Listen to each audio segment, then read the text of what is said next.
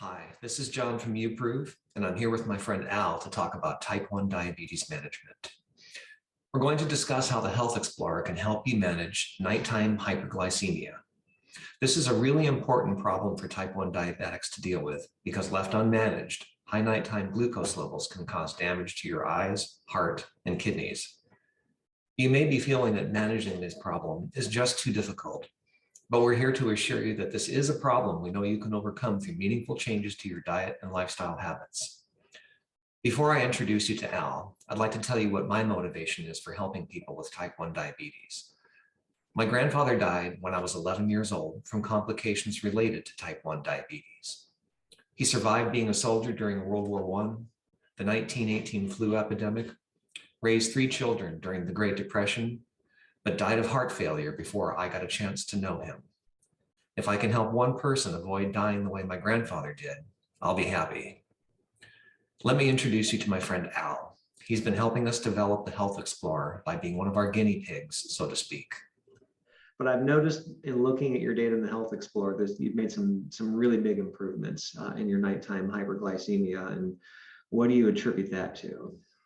Yeah, so periodically throughout the year, my wife and I tend to do dry, no alcohol months. But in the month of February, we went a little more extreme, where it was no alcohol, no sugar, no breads, rice. But in addition to the food components, it was sleeping at least 7 hours every night, drinking at least a half ounce of water for every pound of body weight. And so it was a little more involved. But the result was about 13 pounds of weight loss, much better sleeping habits, and blood sugars that were in much more control. So you mentioned you're getting more than 7 hours of sleep a night. What's been the result of that? Well, it's interesting because you might think, well, I can operate on 6 hours of sleep, or you don't need to get 8 hours of sleep every night, but I think that there's some side benefits, again, for me personally, that have come out of it, which are I'm no longer sitting around at 10 o'clock at night thinking, I'm kind of hungry. What am I going to have to eat tonight? Instead, at 9:30 every night, I'm thinking, okay, I need to start winding things down, maybe a decaffeinated tea or some water, or start thinking about getting, bringing my mindset down and getting ready for bed. And so usually by 10 o'clock, 10:30 every night, I'm asleep. And unless I have an early morning wake up, that's typically my bedtime. And I'm usually up by 7 the next morning. So I set myself up for success by getting 7 or more hours of sleep. And I notice it in ways that are reflected in my workouts, how I feel. I don't feel like I need as much caffeine during the day. There are a lot of things, and in general, I just feel more energetic. So do you have a particular mantra that you've been living by when it comes to eating? Yeah, the simple term we've been using for this month of February, that by the way has continued on into the month of March, is if it walked, if it swam, or if it grew from the ground, you can eat it. And it makes it really simple to put everything into that filter. So, if it's in a package, it wouldn't count unless you're eating packaged apples or something like that. But in general, if it walked, if it swam, if it grew from the ground, you can eat it. So obviously a lot of animal proteins, a lot of vegetables, a lot of fruits, that sort of thing. We make some exceptions for things like Greek yogurt, butter, that sort of thing, but they all have a base of things that ultimately came from the ground or walked or swam. How do you feel?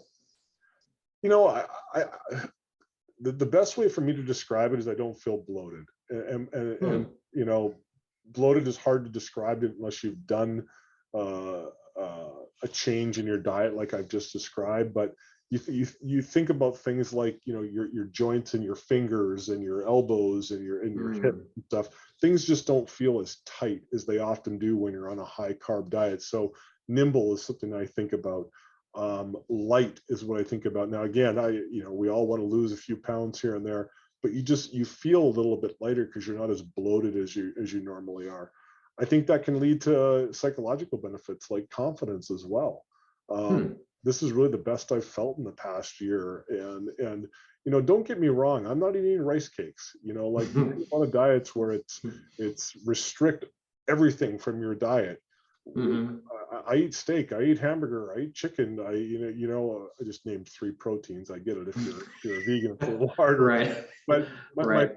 my point is that it's not a super restrictive, eat these 5 things and you'll lose 20 pounds in a month and you'll feel great. I go to bed feeling satiated every night because of the quality of the food I'm eating. In fact, I heard a good example the other day, the difference between carbs and proteins. And if you eat a pound of Doritos, you could probably eat a little bit more if somebody said, here's a few more, because Mm. Doritos are addictive. Everybody loves it. But if you eat a pound of them, you could probably eat a few more. But if I put a 1-pound steak in front of you and said, start cutting, and when you got to the end, I said, here's another half-pound, finish that off, stop. Yeah. And that's the difference between carbs and protein. So yeah, we eat a lot of protein in this diet, but it's good quality protein. It's fish, it's chicken, it's beef. But we always go to bed fully satiated. Obviously, this required you to make some changes. Were those changes hard for you? Hard's probably not the right word. I think that I think about the changes that I made as being very simple, but hard to execute. And what I mean by that is that we all have lives to live, and we have dinners with family, and we have friends that want to go out and have dinner. And if I go out, if I have friends that want to go out and get a burger, I don't go, excuse me, can I just have mine once? I have a burger, but Right. but that's not the majority of the time. The majority of the time is right here in my own house with my wife, and we're making dinner, and we help discipline each other, and that can be hard. So I think having a partner working with you, in my case my wife, she's very supportive and I'm very supportive of her. I think tracking all these metrics and looking for these trends like we just talked about is important, but all that stuff takes effort, takes discipline, takes time, so it's hard to execute, but the plan itself is very simple. And it's been worth it for you? Absolutely. I think celebrating the small wins, and by small, I don't, it sounds like an overused term, but if you lose a couple of pounds, great, appreciate it. You might put one back on the next day, but recognize that you're progressing, and it's it's not perfection, it's progression. If you can string together 2 or 3 days in a row where you're eating clean, you're not having any processed food, celebrate that. Because I think that one day turns into 2, turns into 3. Next thing you know, you're putting a month together where you've done this, and you can see the benefits over a longer period of time, and the sample size just gets a little larger.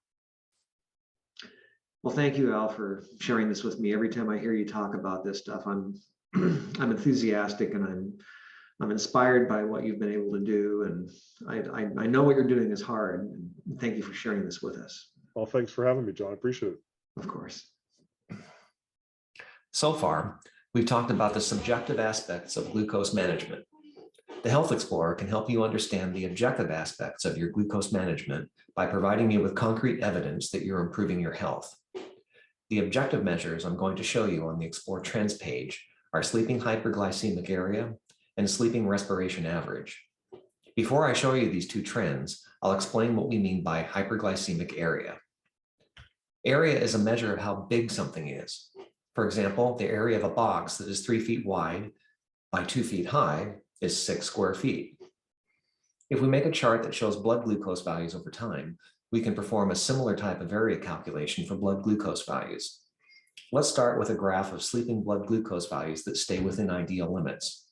This is a good night because the blood glucose values never get too high or too low. Next, let's look at a graph where the blood glucose levels rise above the high threshold. See the little rectangles? Each rectangle represents a small interval of time during which the blood glucose levels were too high. The area of each rectangle is the sample interval, which is 5 minutes for Dexcom data, times the difference between the glucose value and the maximum nighttime glucose value. If we add up the area of all these little rectangles, we have a single value that represents the degree to which the person was hyperglycemic. The next 2 charts show the same type of calculation for progressively higher degrees of nighttime hyperglycemia.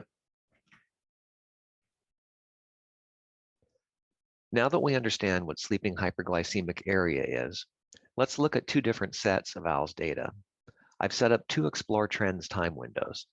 The first time window is a 1-year view prior to Al addressing his hyperglycemic area, and the second time window is a 90-day view after he made the changes we described earlier.